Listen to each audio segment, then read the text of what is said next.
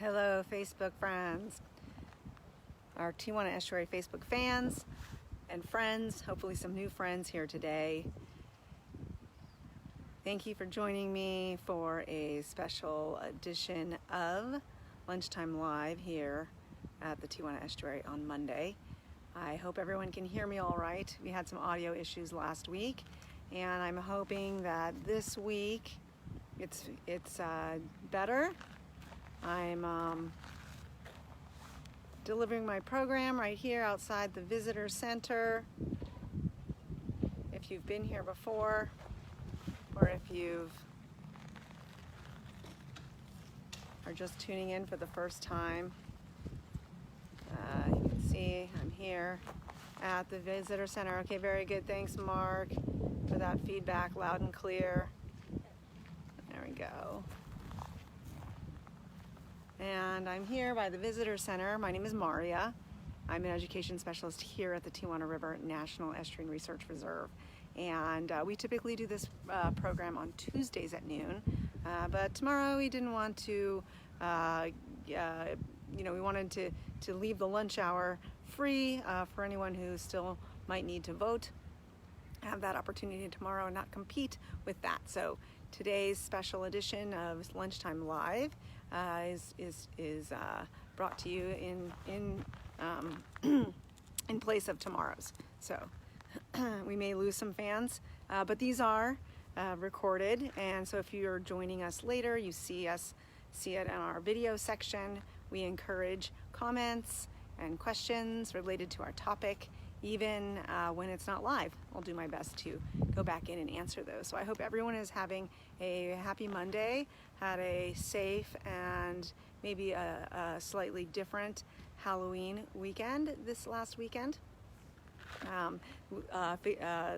California State Parks had some live stream events on Saturday. I did not get an opportunity to catch those, but I'm sure they were wonderful.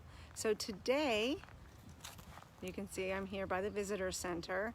Our visitor center is still closed, but our trails and our parking lot are open, restrooms are open. And I'm standing next to today's subject, Broom, Baccharis. So if you have know the plant that we're going to be looking at today, maybe you thought that was a funny title, but Broom Baccharis, or Broom Baccharis. Let's take a look at Broom Baccharis real quick and give you a more of a sense of place. So as I flip the camera around, our subject, Broom Baccharis. And this is a plant you may recognize, although today, or this time of year, it can look quite different than it did just a couple of months ago, or in the spring. So Broom Baccharis is what I always call it. It's also sometimes called desert broom. You might know it as that name. And this is Baccharis cerathoides. So Baccharis cerathoides, for those of you who are into learning the scientific name. Yes, it's very fluffy. It's a very fluffy and has that sort of explosive look that we're going to get up close and take a look at why. So this is a plant in the Asteraceae family. And if you remember any of the previous broadcasts where we talked about some Asteraceae, that's the sunflower family.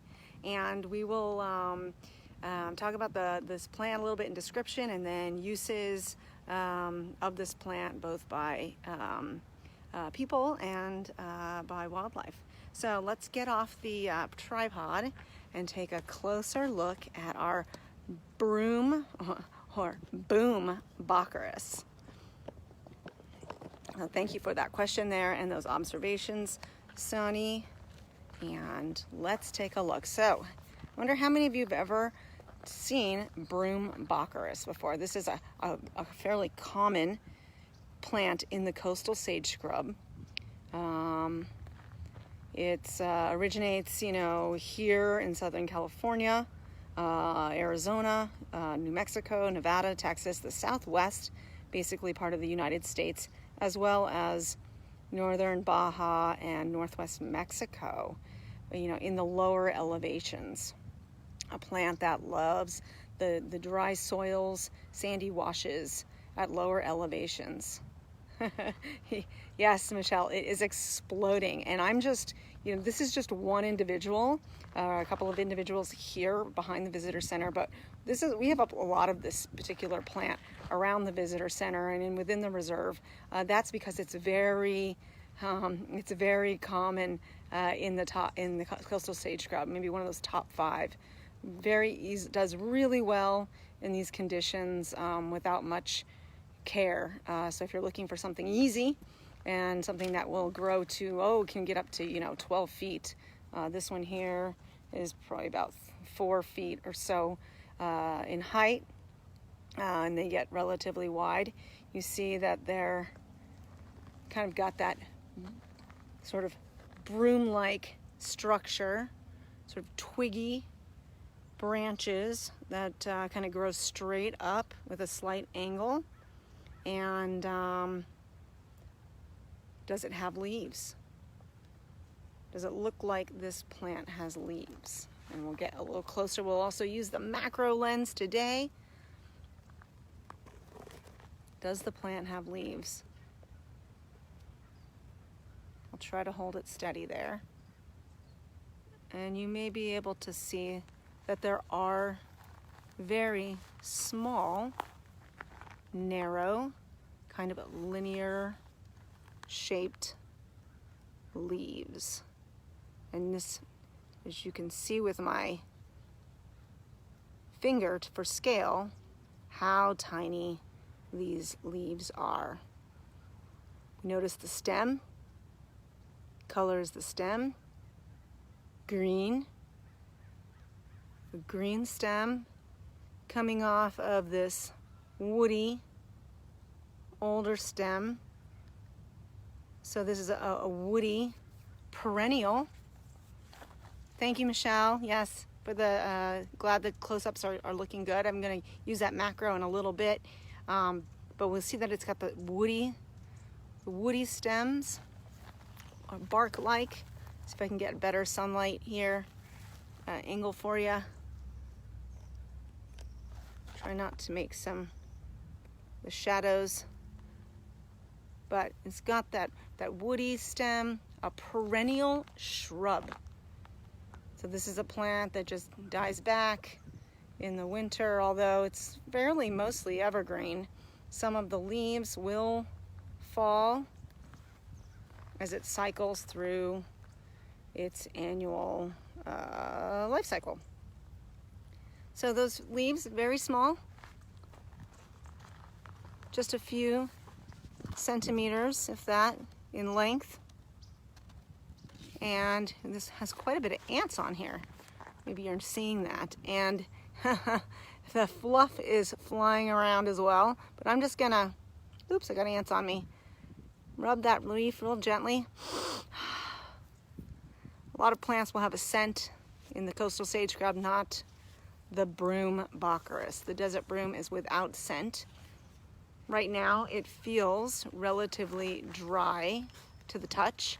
However, these stems can be sticky. Maybe in the spring with the new growth, there will be some stickiness. Now, beginning in around August or so, the flowering season begins. So Broom Baccharis, with its very kind of twiggy-like branches and small, narrow leaves, okay, spends its spring and summer growing and developing small green flowers.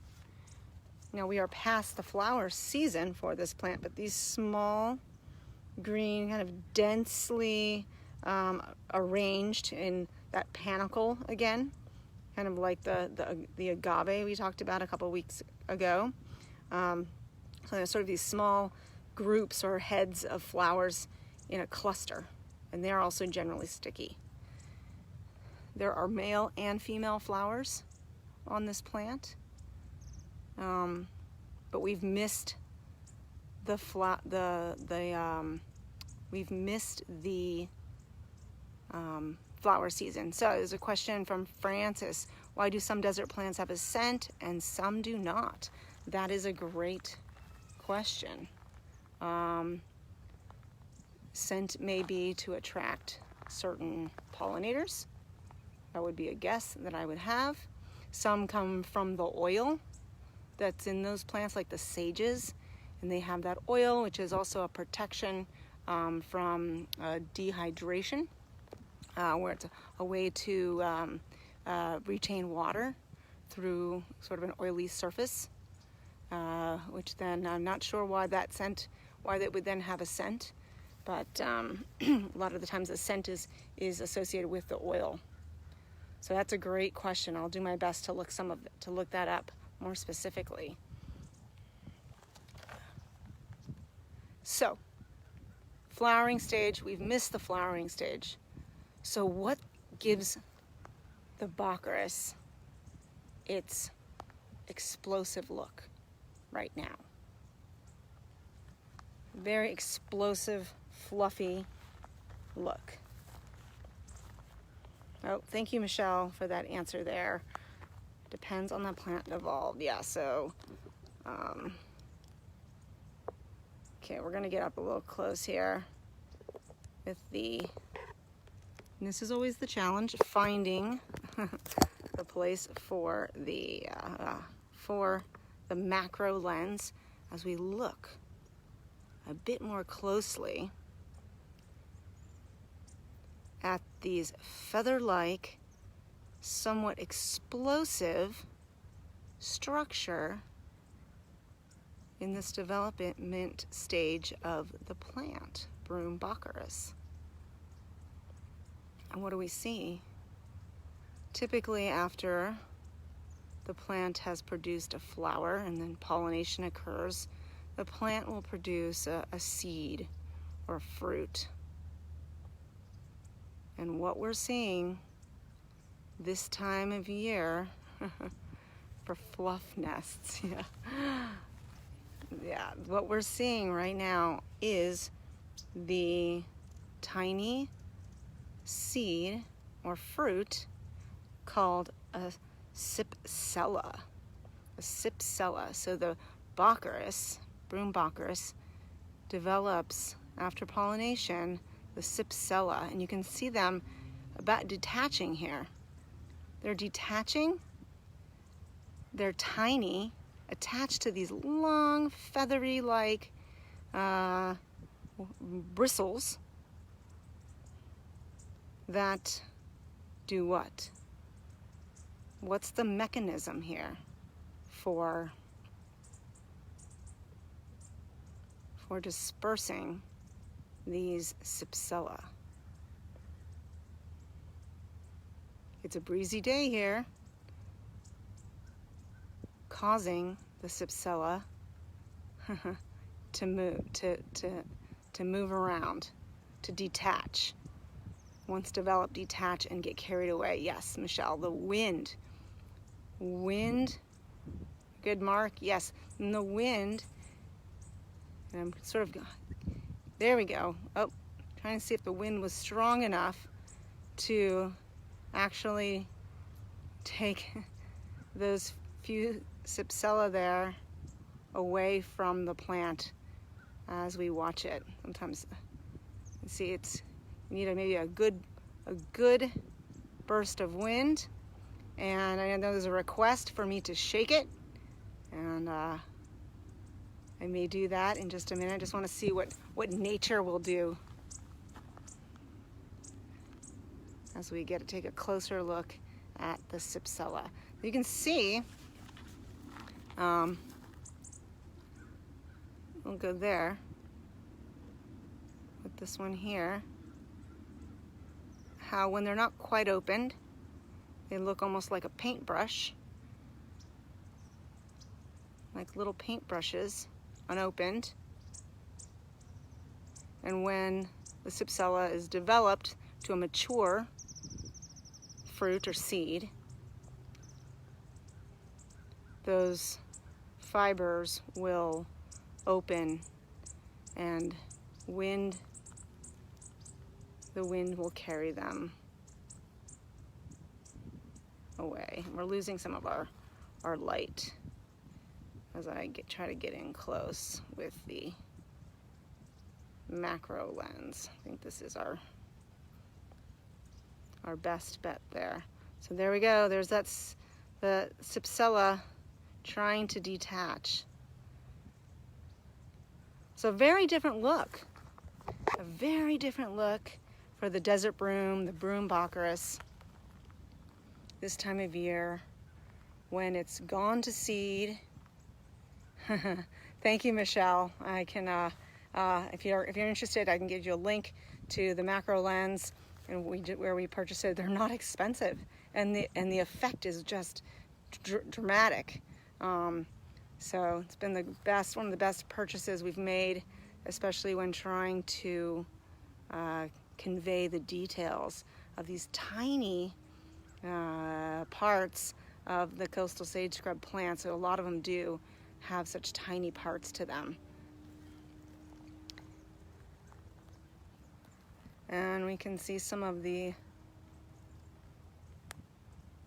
older parts of the flower still in development, or I say newer, because they haven't quite gotten their fibers completely grown out yet. And I don't know if you can see these kind of already sort of floating away as the wind blows. Yes, nature is beautiful, just in and of itself, doing what it does without help. But as per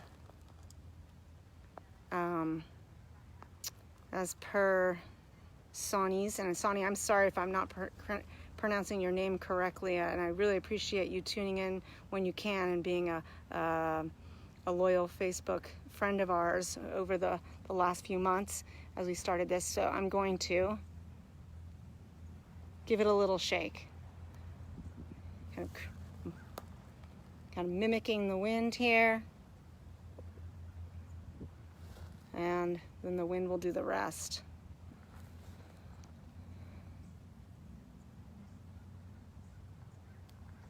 There you go. Leon, what camera are we using? I'm using an iPhone 8. It's an iPhone 8. And sometimes the clarity isn't always great. Some days it's better. Not sure why.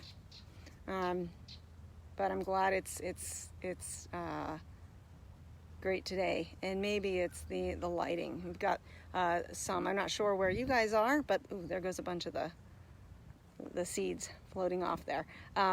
It is a sunny and cloudy. It was thick fog when I got here. It keeps kind of it's slowly burning off, so the lighting keeps changing. I thought it was getting messier too. Maybe I didn't give it that hard of a shake. I don't really want these ending up all over me. So major. The wind dispersal here will take these seeds away. Anyone else want to guess another way this plant might have its seeds, or we'll try to use that Sipsella, dispersed? What else might carry those seeds away, being that they are attached to those fibery bristles, those whitish feathery bristles? Oh, yeah, good, Mark. Animal fur, small mammal fur, cute little birdies. So good, yeah, fur animals. Like we've got a lot of the brush rabbits, coyotes, in the chaparral that would brush by the broom Baccharis, and those seeds could easily attach to fur and get carried off that way. So that is a method. The plant is a host plant for a moth species, Shania oculata. Don't know the common name of that moth.